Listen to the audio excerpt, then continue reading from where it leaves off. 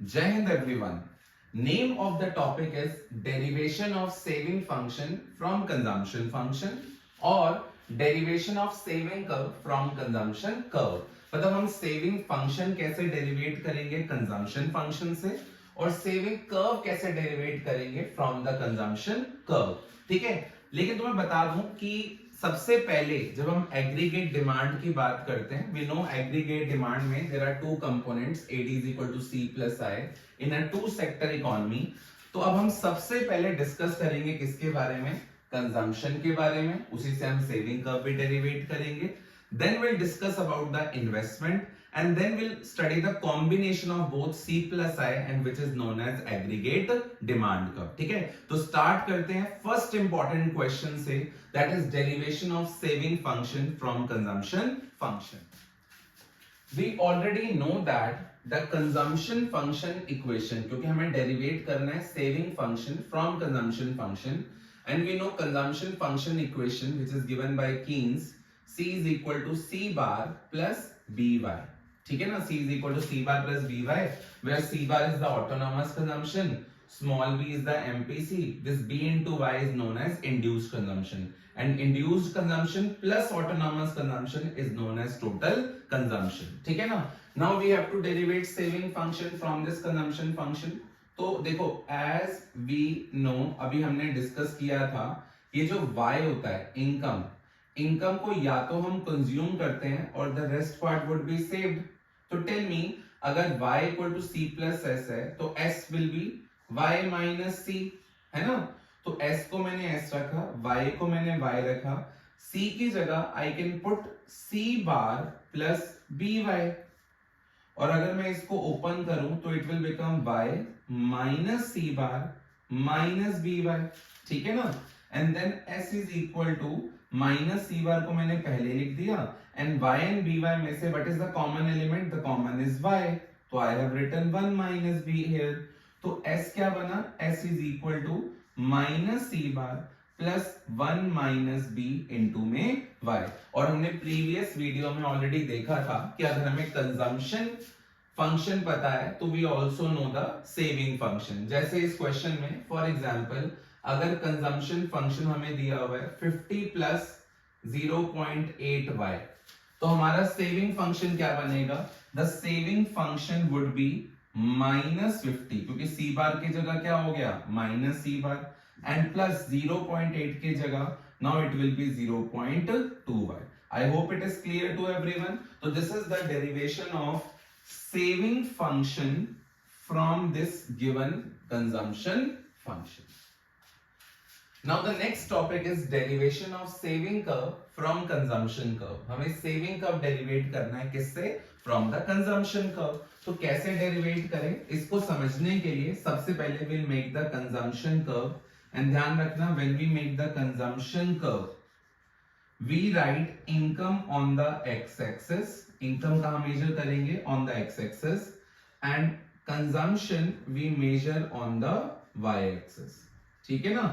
अब मैंने तुम्हें ऑलरेडी बताया था इनकम एक्स एक्सिस पे है और कंजम्पशन वाई एक्सिस पे है, तो I can not compare income with the consumption, क्योंकि इनकम को मैं हॉरिजॉन्टली मेजर कर रहा हूं और कंजम्पशन को मैं वर्टिकली मेजर कर रहा हूं. तो अगर मैं चाहता हूं मैं इनकम कंपोनेंट को कंजम्पशन से मेजर करूं तो I need to measure the income vertically also. तो इनकम को वर्टिकली मेजर करने के लिए I have already told you vertically I will draw a line of 45 degree and which is known as income line, which is known as income line. ध्यान रखना ये line कितने degree की होती है, ये लाइन 45 डिग्री की होती है.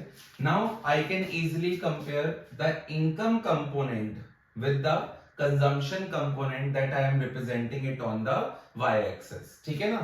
तो ध्यान रखना सबसे पहले अगर हम बात करें कंजम्पशन कर्व की, तो कंजम्पशन कर्व स्टार्ट कहां से होता है, consumption curve always starts from above the origin because we know C equal to C bar plus by.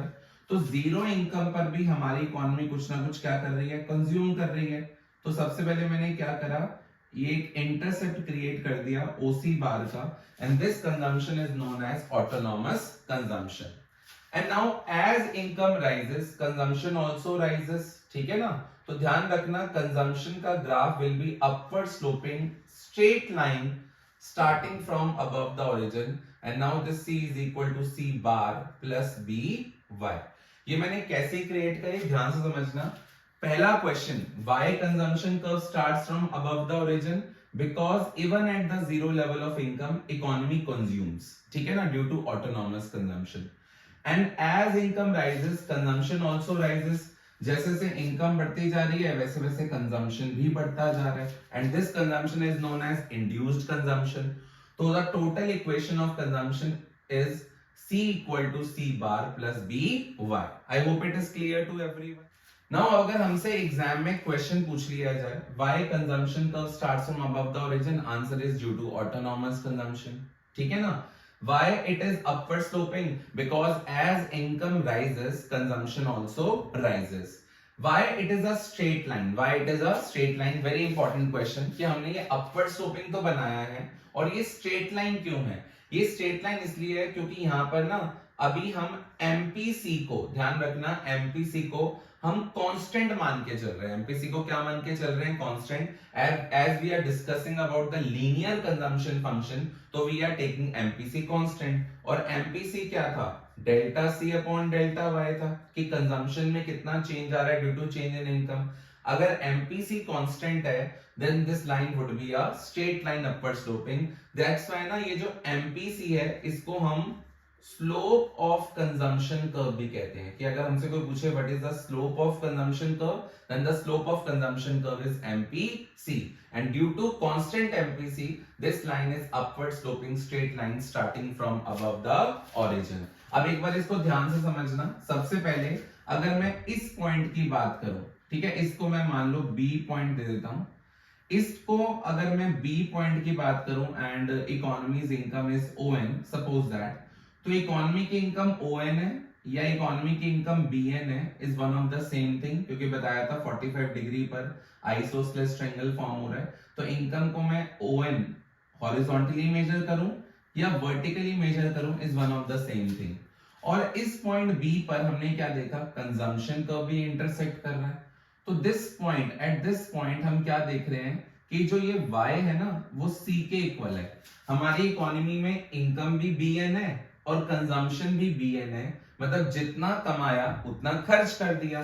So this point in economics is known as break even point. इस पॉइंट को हम क्या कहते हैं?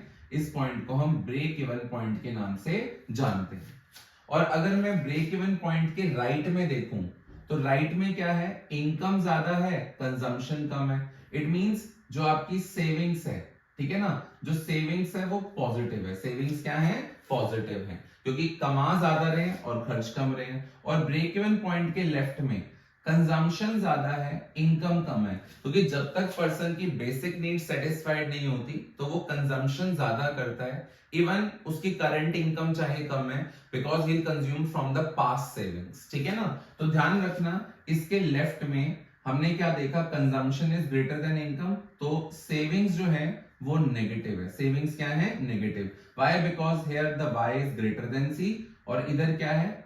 c is greater than y, ठीक है ना। I hope it is clear to everyone. Now I need to derivate the saving curve from this consumption curve. तो सेविंग कर्व बनाने के लिए सबसे पहले हम क्या करेंगे? I will draw x and the y axis and I will write income on the x-axis. Now I need to make draw the saving curve. So I will make saving curve. I will make the savings on the y-axis. ठीक है? तो ध्यान रखना, income is represented on the x-axis and saving is represented on the y-axis. ठीक है? और ये graph origin से भी नीचे जा रहा है because of the negative saving at the zero level of income. तो now I need to derivate the saving curve from consumption curve. And देखो, किसी भी स्ट्रेट लाइन को ड्रॉ करने के लिए ना minimum I need 2 points. Minimum I need 2 points. तो ध्यान से समझना, ये हमें 2 पॉइंट्स कहां से मिलेंगे सेविंग कर्व के? कि जीरो इनकम पर भी हमारी इकोनॉमी कुछ ना कुछ कंजम्पशन कर रही है, and this consumption is known as autonomous consumption. तो जीरो इनकम पर जो कंजम्पशन है दैट इज ओसी बार। अगर कंजम्पशन ओसी बार है then the saving would be equal to minus OC bar, मतलब this will be equal to this. तो अगर ये 50 है तो it will be minus 50, we get the first point of the saving curve, ठीक है ना। एंड इस पॉइंट n पर, अगर हम इस n पॉइंट की बात करें, इस n पॉइंट पर हमारी जो सेविंग है that will be equal to 0। Why? Because जब इकोनॉमी की इनकम ON है तो we are at the break even, और ब्रेक इवन पर इनकम कंजम्पशन के इक्वल है, इट मींस सेविंग 0 है। तो जब मैं इसको ड्रॉ करूंगा स्ट्रेट लाइन को, then the curve obtained is known as saving curve, and this saving curve is equal to S is equal to minus C bar plus 1 minus B into में Y. This is the equation of saving function, ठीक है ना। तो पहला question हमारे सामने ये create होता है, why the saving curve starts from below the origin? तो इसका आंसर है because of negative savings at the zero level of income, ठीक है। Why it is upward sloping? Because as income rises, savings also rises, ठीक है ना। Next question हमारे सामने आता है, why it is a straight line? ये स्ट्रेट लाइन इसलिए है because MPS remains constant, MPS remains constant. जैसे यहाँ पे हमने क्या देखा था, कंजम्पशन कर्व का स्लोप क्या था, MPC था। तो सेविंग फंक्शन का स्लोप क्या होगा, द सेविंग फंक्शन का स्लोप होगा MPS, और MPS को भी हम कांस्टेंट मान रहे हैं, that's why it is an upward sloping straight line starting from below the origin. और देखना एक बार ध्यान से, इस पॉइंट पर आपकी सेविंग 0 है, लेकिन राइट में हमें याद है कि हमने बोला था कि जो इनकम थी वो कंजम्पशन से ज्यादा है, इसके ब्रेक इवन के राइट में y is greater than c, और जब y ग्रेटर देन c होगा तो जो आपकी सेविंग्स है वो पॉजिटिव है, तो saving curve will be above x axis. और अगर हम इसके लेफ्ट में देखें जहां पर c ग्रेटर देन y था तो सेविंग्स नेगेटिव थी, savings curve lies below x axis. I hope the concept of derivation of saving curve from consumption curve is clear to everyone. Now you can thorough from the book and you can learn it.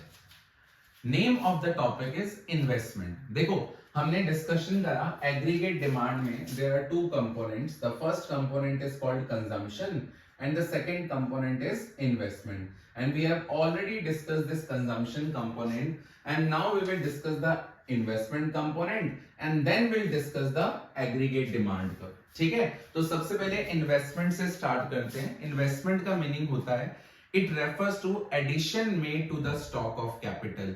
जो भी हम अपने capital stock में addition करते हैं ना, that is basically known as investment. तो investment refers to addition made to the stock of capital. So it refers to expenditure incurred on creation of new capital assets, ठीक है ना। और ये जो इन्वेस्टमेंट्स है ये दो हेड्स के अंडर आती है। The investment basically comes under the two heads. The one is called the autonomous investment and the one is called the induced investment. So autonomous investment में और induced investment में क्या डिफरेंस होता है? Autonomous investment refers to that investment which does not change with the change in the level of income. देखो नाम से समझ आ रहा है ऑटोनॉमस। ऑटोनॉमस का मतलब होता है फिक्स्ड, इंडिपेंडेंट, ठीक है। ऐसी इन्वेस्टमेंट जिसका इनकम से कोई रिलेशन नहीं है, ठीक है ना, तो that type of investment is known as autonomous investment. Investment which is independent to the level of income, ठीक है, that investment is basically known as autonomous investment. Generally ये जो ऑटोनॉमस इन्वेस्टमेंट है ये गवर्नमेंट सेक्टर में की जाती है, बिकॉज गवर्नमेंट पहले से अपनी इन्वेस्टमेंट को प्लान करके चलती है, तो that investment is basically known as autonomous investment. और इंड्यूस्ड इन्वेस्टमेंट की अगर हम बात करें तो induced investment changes with the change in the level of income. Higher the income, higher will be the induced investment, and that is generally done in the private sector with the motive of earning profit, with the motive of earning profit. Obviously बात है, अगर economy में income increase होती है, अगर economy में income increase होती है तो लोग कंजम्पशन भी इंक्रीज करते हैं, है ना। और कंजम्पशन इंक्रीज करेंगे तो इकोनॉमी में डिमांड इंक्रीज होगी, बट डिमांड को पूरा करने के लिए, है ना, economy has to invest more. So basically private sector with the motive of earning profit जो इन्वेस्टमेंट करता है, that investment is known as induced investment. तो autonomous investment remains constant, it does not change with the change in the level of income, and induced investment refers to that investment which changes with the change in the level of income. तो अगर मैं autonomous investment का graph बनाऊं, then the graph of autonomous investment is parallel to x axis because it remains constant. and the graph of induced investment is upward sloping because induced investment is income elastic. As income rises, induced investment also rises. तो ध्यान रखना, induced investment is income elastic but the autonomous investment is income inelastic. तो अगर तुमसे कुछ differences पूछे जाएं तो क्या बताना है? सबसे पहले definition, autonomous investment refers to that investment which is independent to the level of income, and induced investment refers to that investment which changes with the change in the level of income. It is generally done in the government sector, it is done in the private sector. ठीक है ना? With the motive of earning profit. Autonomous investment is income inelastic and induced investment is income elastic. लेकिन देखो जब हम further chapter को elaborate करेंगे तो ध्यान रखना, इस पूरे चैप्टर में हम इन्वेस्टमेंट को क्या मान के चलेंगे? ऑटोनॉमस मान के चलेंगे. It means I will take I as I bar. I will assume investment as constant in the elaboration of the further chapter. Name of the topic is derivation of aggregate demand curve. देखो ध्यान से समझना, exam में maybe they can ask make a schedule of aggregate demand curve hypothetically, or they can tell you make a diagram of AD curve, make a diagram of AD curve. So how we can make the schedule of AD and how we can make the diagram of AD will understand. But ध्यान रखना, हम इसी example को आगे proceed करेंगे even to calculate equilibrium income. ठीक है, तो सबसे पहले मैं यहाँ पर एडी का स्केड्यूल ड्रॉ कर रहा हूँ, है ना. एंड वी नो, जैसे हमें पता है, we have taken a hypothetical example that is C is equal to 40 plus 0.8y. जरूरी नहीं है कि यही एग्जाम्पल लेना, मैंने सिंप्लिसिटी के लिए एक एग्जाम्पल लिया. 40 plus 0.8y is the consumption function, और इन्वेस्टमेंट को मैं कांस्टेंट मान रहा हूं दैट इज 40, एंड इन्वेस्टमेंट मेरी कांस्टेंट रहेगी because I is equal to I bar. ठीक है ना. तो we can make the aggregate demand curve on the basis of that. सबसे पहले अगर मैं यहाँ पर हाइपोथेटिकल इनकम ले लूं 0, 100, 200, 300, 400, 500 एंड 600. अगर मैं y की वैल्यू को यहाँ पे पुट कर दूं तो I can calculate the consumption at the different level of income. मैंने 0 पुट करा तो it comes out to be 40. मैंने 80 पुट करा, it comes out to be 120. मैंने यहाँ पे पुट करा तो it comes out to be 200. 300 put करा, it comes out to be 280. It comes out to be 360. It means 80 से कंजम्पशन बढ़ता जा रहा है. ठीक है ना. Then 5 5 8s are 40, it will become 440. 8 6 are 48, है ना. Then 520. So we can calculate the consumption if the income is given to you and investment is already given to you, that is 40, and it remains constant at all the level of income. So अगर हमें calculate करना है AD, we know AD is equal to C plus I, है ना. तो we can easily calculate AD. तो C और I को ऐड कर दिया, it will become 80, then 160, then 240, then 320, है ना, then 400, then 480 and 560.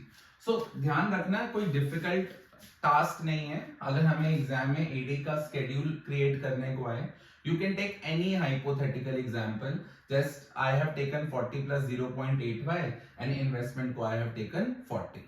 ठीक है ना. Now similarly we can derivate the aggregate demand curve. How we make the aggregate demand curve? ध्यान से समझना. When I make the aggregate demand curve, income को I represent on which axis? On x-axis, and AD को represent on the y-axis. ठीक है. Aggregate demand curve बनाना है. ठीक है. तो सबसे पहले एग्रीगेट डिमांड कर्व बनाने के लिए मैं अगर कंजम्पशन फंक्शन की बात करूं, हमने डिस्कस करा था consumption curve starts from above the origin. तो ये मेरा C बार है, and as your income rises consumption also rises. तो this C is equal to C bar plus B bar. ठीक है. ये हमारा कंजम्पशन फंक्शन था.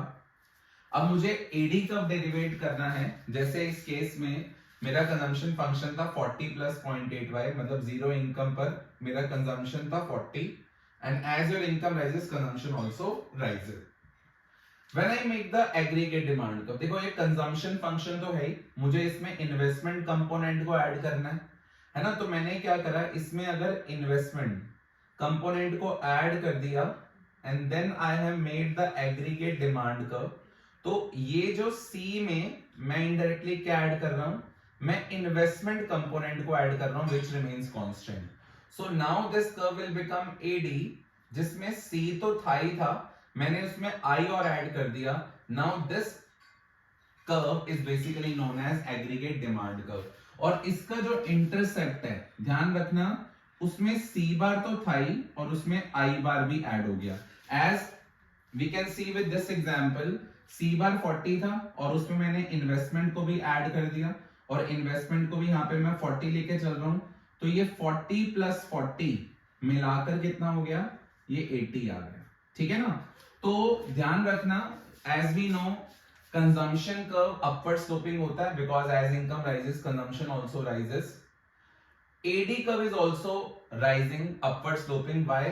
बिकॉज दोनों पार्ट जो ऑटोनॉमस है, सी बार और आई बार, वो तो कांस्टेंट है, लेकिन एडी में ऑब्वियस सी बात है सी प्लस आई दोनों आ रहा है. और सी क्या है, C bar plus B Y plus I बार.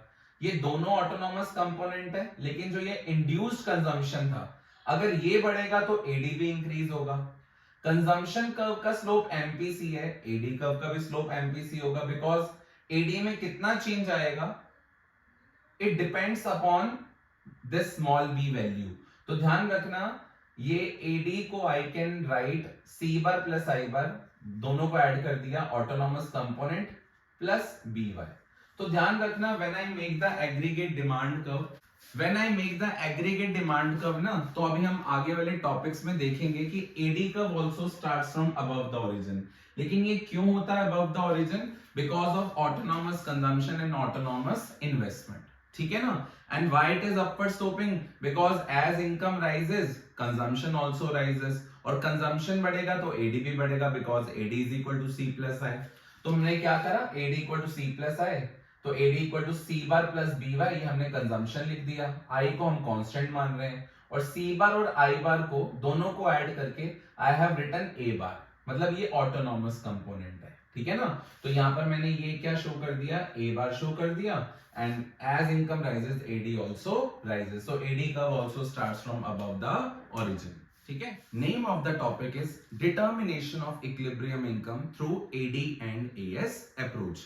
देखो, वैसे तो Keynesian has given the two approaches. The first approach is known as AD and AS approach, and the second approach is known as saving and investment approach. And we have to find out the equilibrium under these two approaches. सबसे पहले हम first approach को start कर रहे हैं, and that is called AD and AS approach. ठीक है ना.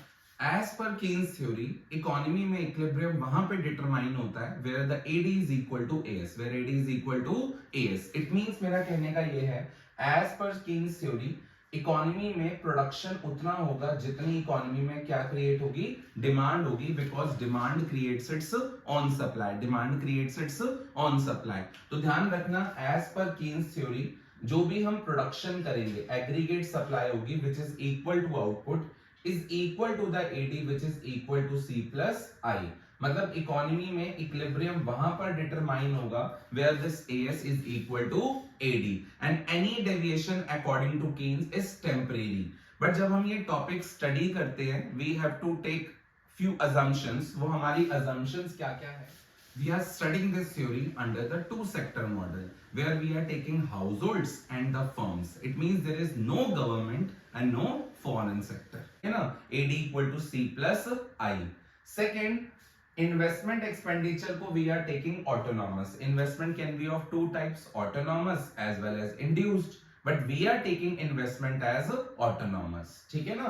Third, we are assuming the price level remains constant. We are assuming price level remains constant. देखो, Keynes ने एक लाइन बोली थी, that is demand creates its own supply. Demand अपनी supply खुद ब खुद create करेगा. And we are assuming जो हम ये system, जो हम ये अप्रोच स्टडी कर रहे हैं, that is under the fixed price model. That is under the fixed price model. मतलब एडी अगर ज्यादा होगा तो प्रोडक्शन भी ज्यादा होगा, अगर एडी कम होगा तो प्रोडक्शन भी कम होगा, because demand creates it's on supply. इसका कोई इन्फ्लेशन पे इफेक्ट नहीं आएगा in the short run, in the short run. ठीक है. अनटिल एंड अनलेस, जब तक मैं फुल एम्प्लॉयमेंट की बात नहीं करता, तब तक हम प्राइस लेवल के बारे में कोई डिस्कशन नहीं करेंगे and we are assuming under this theory the price level remains constant. हम आगे जाके एक टॉपिक पढ़ेंगे इन्फ्लेशनरी एंड डिफ्लेशनरी गैप, और उससे पहले मैं तुम्हें फुल एम्प्लॉयमेंट का पॉइंट भी डिस्कस करूंगा।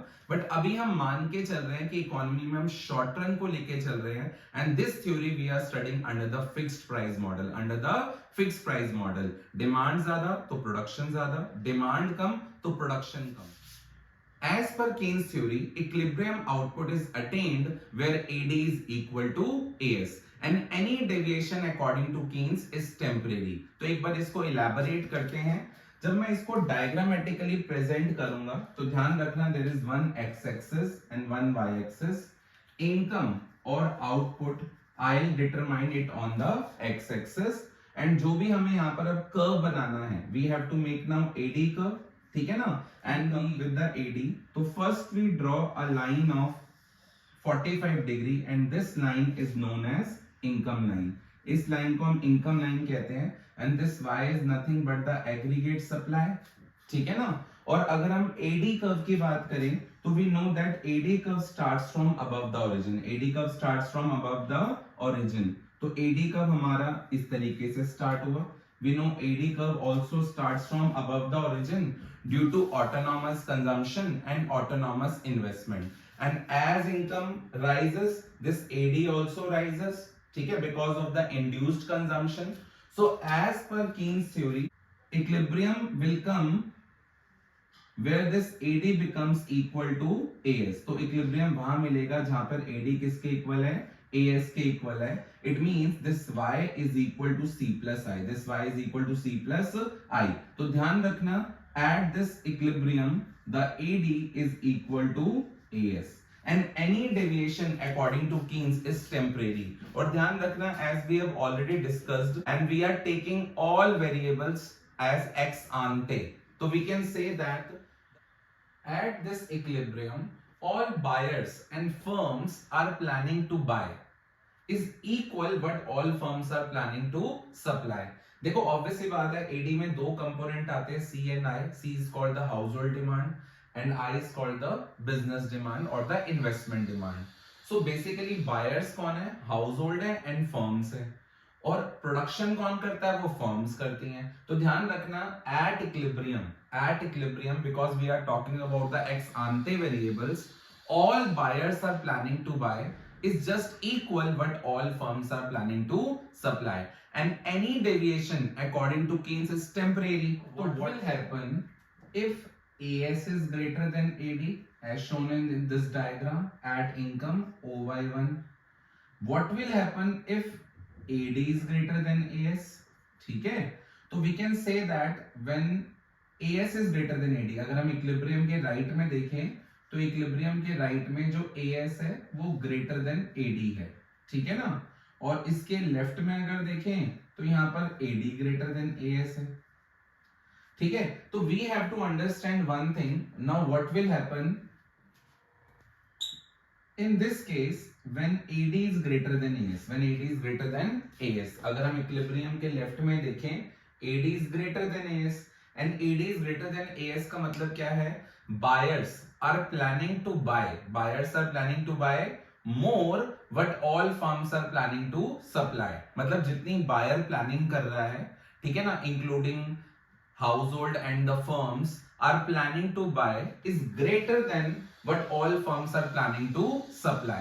तो इसका रिजल्ट क्या होगा, inventory would fall below the desired level, there will be shortage क्योंकि डिमांड करी ज्यादा बट उतना प्रोडक्शन नहीं हो पा रहा, तो inventory would fall below the desired level, है ना। और इस डिजायर्ड इन्वेंट्री को अचीव करने के लिए फर्म को प्रोडक्शन ज्यादा करना पड़ेगा और प्रोडक्शन ज्यादा करेगा तो एम्प्लॉयमेंट इंक्रीज होगी and this process will continue till again equilibrium comes where AD is equal to AS, ठीक है ना। और अगर मैं इसके राइट में देखूं, राइट में क्या था, when AS is greater than AD, ठीक है ना, या मैं कह सकता हूं when AD is less than AS, तो buyers are planning to buy less but all firms are planning to produce. As a result inventory would rise above the desired level, है ना, क्योंकि प्लानिंग डिमांड की क्या है, कम है, but production की planning क्या हो रही है, ज्यादा हो रही है ना। तो there will be inventory which is above the desired level. अब कोई भी प्रोड्यूसर नहीं चाहता कि गुड्स बचे रहें, है ना। तो to achieve the desired result, to achieve the desired output, firm will reduce the production, so firm will reduce the employment, and this process continue till again equilibrium comes where AD is equal to the AS. मतलब any deviation according to Keynes is temporary. एक बार ध्यान से समझ लेना। तो whenever AD is greater than AS, तो buyers are planning to buy more, but all firms are planning to supply. ठीक है, so inventory would fall below the desired level. So to achieve the desired output, firm will increase the production, and when the firm will increase the production, they will employ more labor. It will lead to rise in output. ठीक है ना। और output का बढ़ना indirectly AS का बढ़ना, ठीक है ना। And this will continue till again AS comes equal to AD. तो मतलब जब AD ज्यादा था तो हमने क्या देखा, AS ने भी अपने आप को इंक्रीज करा till again AS comes equal to AD. तो AS किसको फॉलो कर रहा है, AD को फॉलो कर रहा है। Why? Because demand creates its own supply. और अगर हम इसका vice versa रिजल्ट देखें, when AD is less than AS, तो buyers are planning to buy less, but all firms are planning to produce. ठीक है ना। तो inventory would be above the desired level. तो कोई भी नहीं चाहेगा प्रोड्यूसर ज्यादा बचा रहे, तो वो प्रोडक्शन कम कर देगा, प्रोडक्शन कम करेगा तो एएस कम हो जाएगा, and this process will continue till again AS comes equal to AD. तो एएस ने क्या करा, अपने आप को कम कर लिया, तो एएस फॉलो कर रहा है एडी को। Why? Because demand creates its own supply. Now we can solve any example related to that particular topic. जैसे फॉर एग्जांपल अगर हम यही क्वेश्चन ले लें जहां पर हमें कंजम्पशन फंक्शन भी गिवन है और इन्वेस्टमेंट फंक्शन भी गिवन है, and they want you to calculate the equilibrium income. ठीक है, तो हम कैसे कर सकते हैं, हम ये कह सकते हैं कि एट इक्विलिब्रियम, इक्विलिब्रियम पे क्या हम कहते हैं, एट इक्विलिब्रियम जो इनकम होती है that is AS is equal to AD, and AD is nothing but the C plus I. तो ध्यान रखना at equilibrium y is equal to c plus i, y is equal to c plus i। अब मैंने क्या करा, मैंने y को y रखा और c की जगह I have put the consumption function 40 plus 0.8y, और इन्वेस्टमेंट को मैं कांस्टेंट ले रहा हूं। In this question investment is 40, ठीक है ना। तो अगर मैं इसको सॉल्व करूं तो y में से 0.8y माइनस करा तो y कॉमन आ गया, 0.8 1 minus 0.8 it will become 0.2y। मैंने क्या करा, 1y में से 0.8y को माइनस कर दिया, एंड यहाँ पे क्या आया, 80 आया, है ना। तो y की वैल्यू क्या आई, 80 अपॉन 0.2, अब पॉइंट कैंसिल हुआ, that answer come out to be 400। Answer क्या है हमारा, 400, मींस कंट्री की इक्विलिब्रियम इनकम कितनी है, 400। I hope it is clear. और जब मैंने ये स्केड्यूल तुम्हें समझाया था in the last part, through this schedule also we can understand कि यहाँ पर हम क्या देख रहे हैं, ये जो y है, y is nothing but the aggregate supply, और वो एडी के इक्वल कहाँ पे आ रहा है, यहाँ पे आ रहा है। तो this is your basically equilibrium level of national income, है ना। क्यों? क्योंकि अगर हम y की बात करें, अगर मैं एक और कॉलम बनाऊं as का, तो as is nothing but the y, तो इक्विलिब्रियम कहाँ पे आ रहा है, इस इनकम 400 पर, क्योंकि यहाँ पर AD is equal to AS। I hope it is clear to everyone.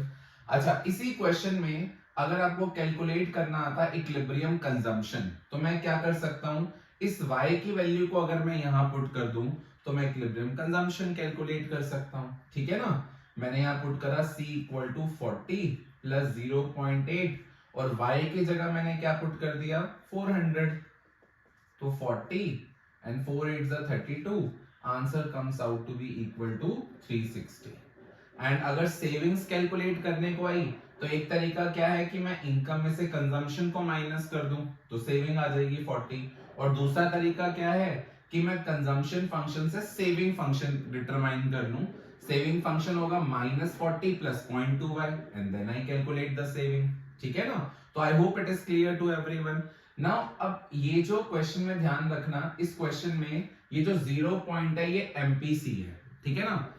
और एमपीसी को देने के अलग अलग तरीके होते हैं। They can also tell you 80% of rise in income is spent on consumption. हम बढ़ती हुई इनकम का 80% कंज्यूम कर लेते हैं. इसका मतलब क्या है? MPC 0.8 है. अगर मैं बोलता तुम्हें the ratio of MPC to the MPS is 4:1. ठीक है, यहां पर MPC और MPS की रेशियो क्या है? 4:1 है. तो इस केस में MPC कितना आएगा? 4. टोटल 5 है, तो 4 आउट ऑफ 5 इज 0.8.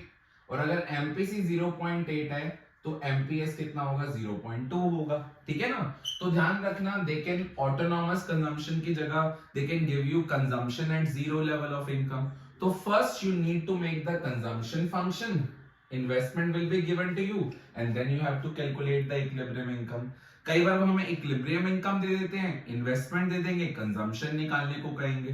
ठीक है ना? तो you have to try a question from your book and if any doubt then you can contact me.